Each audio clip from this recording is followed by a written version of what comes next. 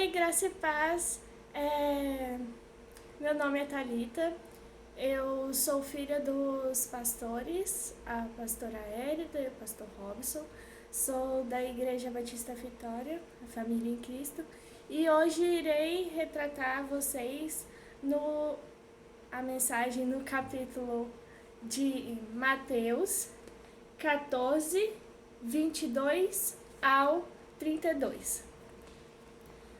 Logo depois, Jesus ordenou os discípulos que subissem no barco e fossem na frente para o lado oeste do lago, enquanto ele mandava o povo embora. Depois de mandar o povo embora, Jesus subiu um monte a fim de orar sozinho. Quando chegou a noite, ele estava ali, sozinho. Naquele momento, o barco já estava no meio do lago, e as ondas batiam com força no barco, porque o vento soprava contra ele. Já de madrugada, entre as 3 e as 6 horas, Jesus foi até lá, andando em cima d'água. Quando os discípulos viram Jesus andando em cima d'água, ficaram apavorados e exclamaram: "É um fantasma!" e gritaram de medo. Nesse instante, Jesus disse: "Coragem, sou eu. Não tenha medo." Então Pedro disse: "Se é o Senhor mesmo, mandem que eu vá andando em cima da água, até onde o Senhor está." "Venha", respondeu Jesus. Pedro saiu do barco e começou a andar em cima da água, em direção a Jesus. Porém, quando sentiu a força do vento, ficou com medo e começou a afundar. Então gritou: "Socorro, Senhor!" Imediatamente Jesus estendeu a mão, segurou Pedro e disse: "Como é pequena a sua fé, por que você duvidou?" Então os dois subiram no barco, e o vento se acalmou. E os discípulos adoraram Jesus, dizendo: "De fato, o Senhor é o Filho de Deus." Então, nesse texto podemos ver 7 tópicos. E o primeiro é obediência, que está no primeiro verso. Na obediência, alguém tem que mandar. Então, aqui foi Jesus. Jesus ordenou aos discípulos que subissem no barco. Então, ele não simplesmente falou: se você quiser, se você ter vontade de subir no barco. Não, ele falou, Jesus ordenou aos discípulos que subissem no barco. E por que ordenou? Porque ele foi específico, não foi? Porque ele não quer nada mal feito, relaxado. Ele não quer nada de má vontade. E depois desse versículo tem o versículo 23, que retrata da oração. A oração, por quê? Eu vou ler de novo. Depois de mandar o povo embora, Jesus subiu um monte a fim de orar sozinho. E o que seria esse orar sozinho? Seria o nosso TSD, o tempo sozinho com Deus. E nesse caso, Jesus estava sozinho com Deus. E com isso, precisamos valorizar o Pai. Porque Jesus, naquela hora, ele valorizou o Pai.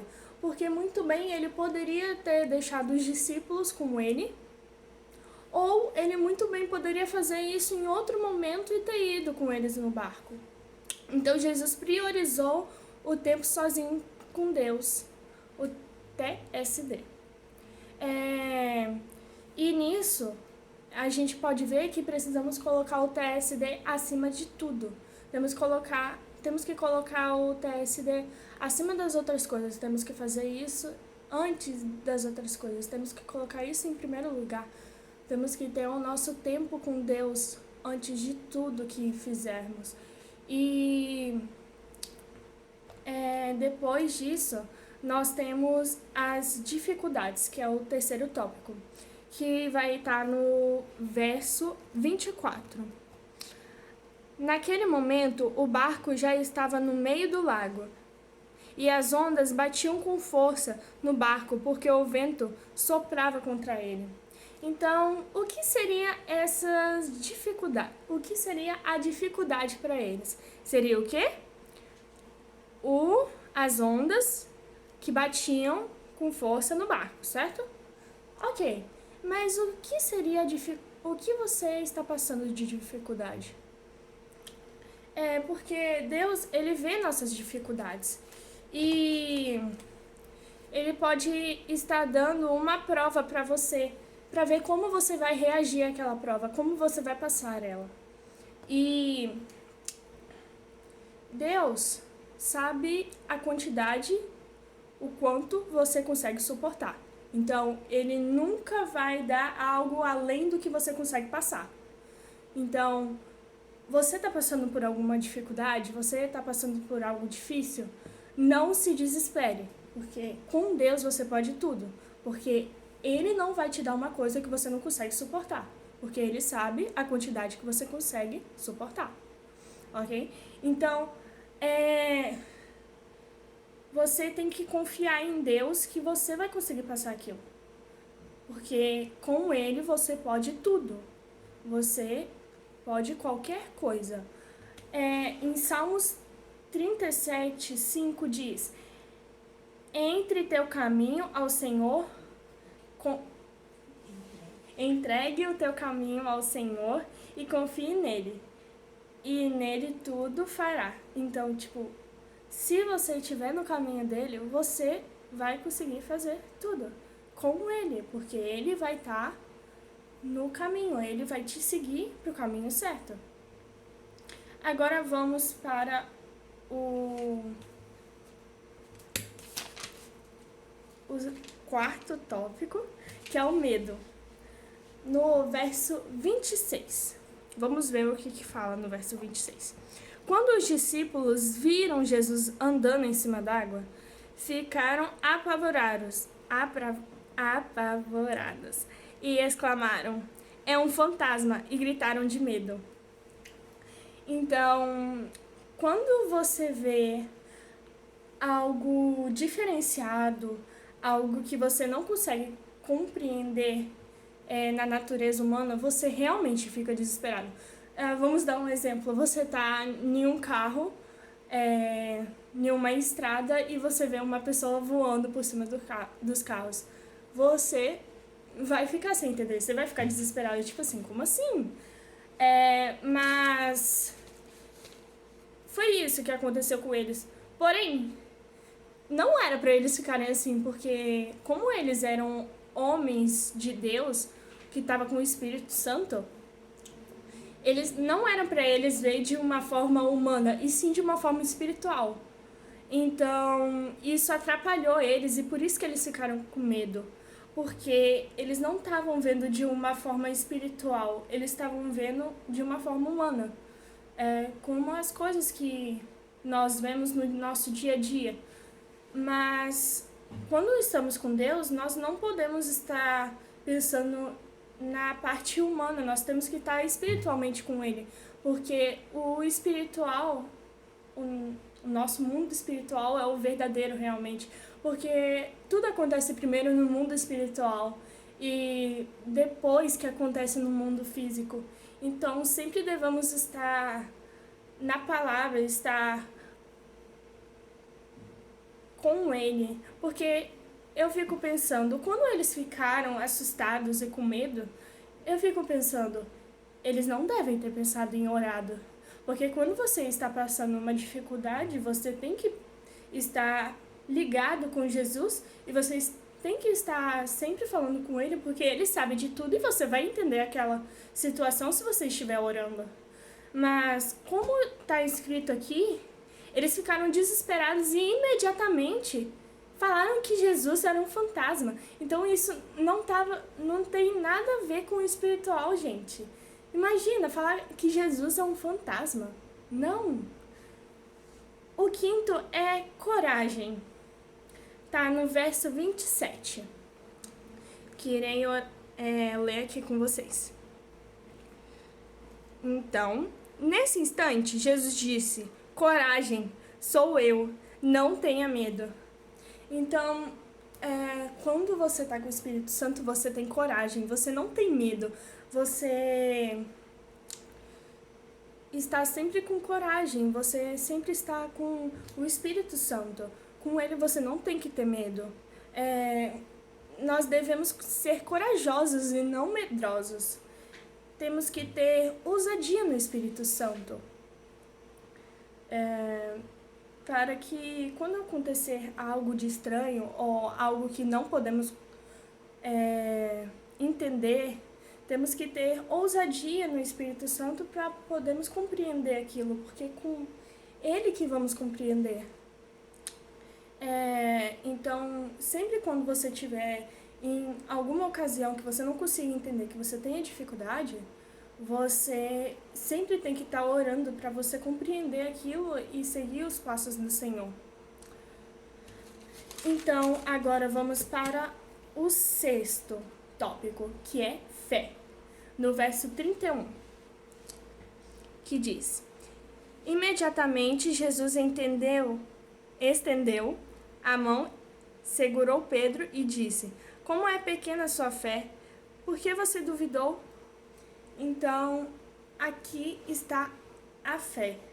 Pedro não teve fé, e por isso que ele não conseguiu alcançar até Jesus. Ele olhou para as dificuldades e não olhou para Cristo. Você sempre tem que estar olhando para Cristo, para que você possa chegar aos seus objetivos. Devemos ter fé, não podemos ficar olhando para as dificuldades. Igual fez Pedro, que no verso 30, que aqui está escrito: porém, quando sentiu a força do vento, ficou com medo e começou a afundar, enquanto gritou: socorro, Senhor. Então, quando ele parou de olhar para Cristo e começou a olhar para as dificuldades humanas, ele começou a ficar com medo. E isso atrapalhou ele, porque ele parou de ter fé. Temos que sempre olhar para Jesus e confiar nele. E ter fé que nele tudo podemos. Tudo é possível quando estamos com Jesus. Em Marcos 9, 23 diz: se tu podes crer, tudo é possível ao que crê. Então, essa é a parte de fé, que temos que ter fé. Agora, a 7ª, que é dúvida. É do verso 31 ao 33. Imediatamente, Jesus estendeu a sua mão, segurou Pedro e disse: como é pequena a sua fé, por que você duvidou? Então, os dois subiram no barco, e o vento se acalmou. E os discípulos adoraram Jesus, dizendo: de fato, o Senhor é o Filho de Deus. Então, não devemos ter dúvida de Deus, porque a fé em Deus, tudo é possível. Nós podemos tudo em Deus. Então você não pode ter a dúvida de que aquilo não vai acontecer. Se você está em Deus, se você está no caminho dele, confia nele.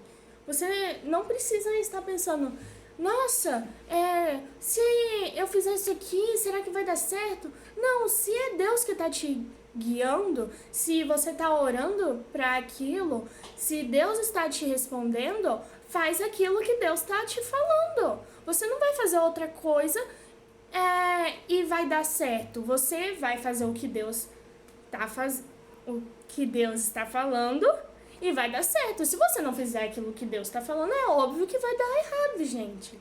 Você sempre tem que seguir o que Deus está falando. Então foi igual eu falei já no anterior, que foi o 6º, da fé, que em Marcos 9, 23. Tudo é possível se você estiver com Cristo. Entendeu? Então, acabamos de ver 7 tópicos que devemos superar para sermos discípulos realmente de excelência. Sermos realmente vitoriosos. E Pedro, em sua experiência profunda com Deus, ele ele conseguiu alcançar crescimento, porque ele percebeu que ele tem que realmente confiar em Deus, ele percebeu que realmente tem que ter fé. E nós também temos que ser assim, temos que ter fé, temos que confiar e não seguir os passos de Pedro naquela hora, e sim confiar em Deus. Obrigada pela oportunidade de compartilhar isso com vocês, e essa foi a nossa palavra de vitória.